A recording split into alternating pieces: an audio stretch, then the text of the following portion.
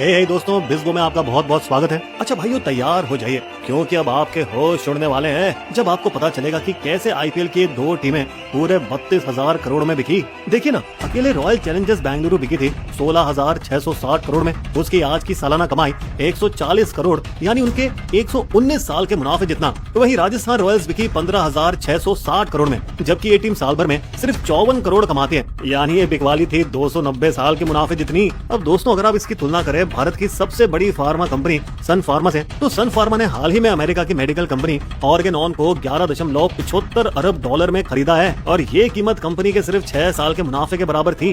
खैर, वैसे दोस्तों, आप जानते हैं हमारे आरसीबी के नए चेयरमैन कभी राजस्थान रॉयल्स के ड्रेसिंग रूम में खिलाड़ी के तौर पर बैठा करते थे। नहीं दोस्तों, ये कोई गरीबी से अमीरी की महान कहानी नहीं बता रहे हम आपको, क्योंकि ये व्यक्ति थे आर्यमन विक्रम बिरला, कुमार मंगलम बिरला के बेटे। और वहीं इस तरफ राजस्थान रॉयल्स में वो शख्स हैं जो राजस्थान के एक छोटे से गांव में पले बड़े, जहां पानी तक मुश्किल से मिलता था, जिन्होंने भारत छोड़कर दुनिया में अपना साम्राज्य खड़ा किया। लक्ष्मी मित्तल, स्टील के किंग, और अब 75 की उम्र में वे वापस लौटे हैं अपने राज्य के नाम वाली टीम को खरीदने के लिए। लेकिन रुकिए भाइयों, आपको याद है 2021 में हमने आपको दिखाया था कि कैसे लखनऊ और गुजरात की दो नई टीमें 7,090 करोड़ और 5,625 करोड़ में बिकी थी, जिस बिकवाली ने उस समय सभी को चौंका दिया था। तो फिर यहाँ नया सवाल ये है कि ये आरसीबी की नई डील्स उससे भी दोगुनी कैसे हो गई। आइए इसके पीछे का हिसाब किताब समझते हैं। तो आरसीबी को 2008 में विजय माल्या के यूबी ग्रुप ने 111.6 मिलियन में खरीदा था, लेकिन माल्या के जाने के बाद 2016 में टीम का कंट्रोल डियाजियो के पास चला गया, जिसने यूनाइटेड स्पिरिट्स को टेक ओवर कर लिया। लेकिन यहाँ डियाजियो के लिए दिक्कतें तब बढ़ गई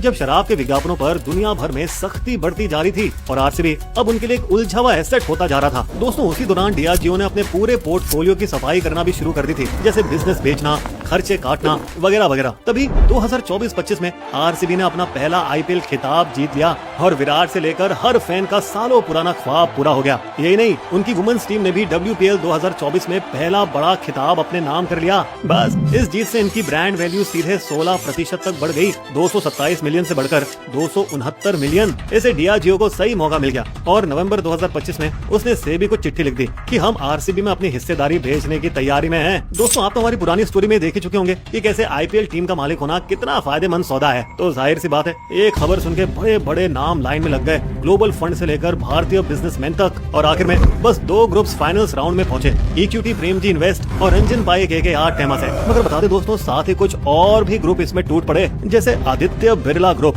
टाइम्स ग्रुप के सत्यन गजवानी, ब्लैकस्टोन और डेविड ब्लिट्जर की बोल्ट वेंचर्स। और इन्होंने ऐसी बोली लगाई जो कोई तोड़ नहीं पाया, 1.78 बिलियन। डियाजियो के लिए तो सब परफेक्ट चल रहा था, मोटी जेब वाले खरीदार, विदेशी अनुभव और सारे हरे नोट एक वन शॉट पेमेंट में। लेकिन राजस्थान रॉयल्स की कहानी थोड़ी अलग है। बता दें 2008 में सिर्फ 67 मिलियन में मनोज बदाले की इमर्जिंग मीडिया ने इसे खरीदा था। अच्छा भाइयों, वैसे इस टीम ने ना 3 जमाने देखे। पहले ये अंडरडॉग टीम थी जिसने 2008 में पहला खिताब जीता, फिर स्पॉट फिक्सिंग वाला इसे झटका लगा और ये 2 साल के बैन पर चली गई, जिसके बाद शिल्पा शेट्टी और राज कुंद्रा भी अलग हो गए। फिर जाके एक नई शुरुआत हुई, डेटा और दिमाग के दम पर ये अब जाके बड़ी टीमों से टक्कर लेने लगी है। खैर, 2025 तक राजस्थान रॉयल्स की हालत संभल चुकी थी और उसने अपना कारोबार कई लीगों तक फैला लिया था। S20 और कैरिबियन लीग तक में भी उनकी टीमें चल रही थी। मगर दिक्कत ये थी कि बड़ी टीमों के सामने टिकने के लिए जो पैसा चाहिए था वो बदाले के पास नहीं था, जिस वजह से उन्होंने खरीदार ढूंढना शुरू कर दिया। और तभी यहाँ एंट्री होती है कार्ल सोमानी की, अमेरिका में बसे NRI टेक एंटरप्रेन्योर। उन्होंने इस टीम के लिए ऑफर रखा 1.63 बिलियन यानी करीब 15,290 करोड़ का, जो कि बदाले की 2008 की कीमत से 20 गुना ज्यादा रिटर्न था। लाजमी है, डील आगे बढ़ी भी, कागजात भी बने, लेकिन फिर पैसों की टाइमिंग और रेगुलेटरी अप्रूवल पर दिक्कतें आनी शुरू हो गई।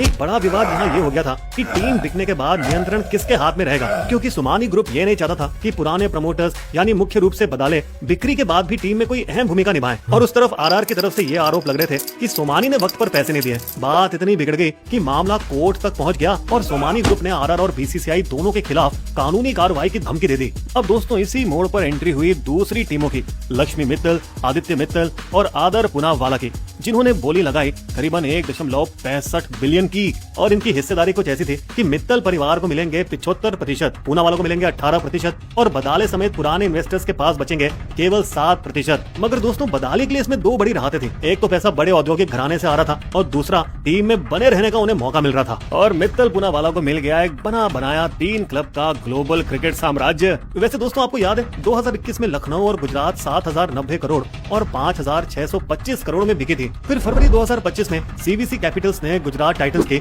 67% हिस्सेदारी टोरेंट ग्रुप को बेच दी थी, करीब 7,500 करोड़ की वैल्यूएशन पर, जिसने एक नया रिकॉर्ड सेट कर दिया था। अब दोस्तों गुजरात तो थी ही नई टीम, ऐसे में आरसीबी और आरआर का 2021 के दामों से डबल पर बिकना, ये वैल्यूएशन कुछ ज्यादा लगता था। फिर भले ही ये दोनों पुरानी आईपीएल टीमें थी और उनकी ब्रांड वैल्यू बाकी टीमों से बड़ी थी, और दोस्तों अगर बारीकी से देखना तो आरसीबी का ब्रांड वाकई में बड़ा है, 269 मिलियन का, जबकि राजस्थान रॉयल्स का ब्रांड 146 मिलियन का था। मगर फिर भी राजस्थान रॉयल्स उतने ही दाम पर बिकी। इसके पीछे का राज ये था कि आरआर के साथ साउथ अफ्रीका और कैरेबियन टीमें भी आई थी, जिससे भविष्य के मीडिया से पैसे और ब्रांड पर भी दाव लग गया था। खैर दोस्तों बता दें, आरसीबी को विराट कोहली और उनके बड़े फैन बेस का फायदा है। देखिए ना, एक्स पर उनके 6 करोड़ फॉलोअर्स हैं और ये बड़ी संख्या अपने आप में ही आरसीबी के लॉयल फैंस बन जाते हैं। इसके अलावा दूसरी बड़ी बात ये भी है कि आईपीएल जैसी लीग पूरी दुनिया में दूसरी और कोई नहीं है। एक और कारण है इस बिकवाले का, 2023-27 की 48,390 करोड़ की मीडिया राइट्स की डील, जो हर टीम को सालाना मोटी मोटी रकम दिलाता है। साथ ही टीम को बीसीसीआई के सेंट्रल पूल से करीब 500 करोड़ रुपए सालाना मिलते हैं। मतलब टीम की कुल कमाई का 70 से 75% तो यहीं से आ जाता है। ऊपर से स्पॉन्सरशिप, टिकट,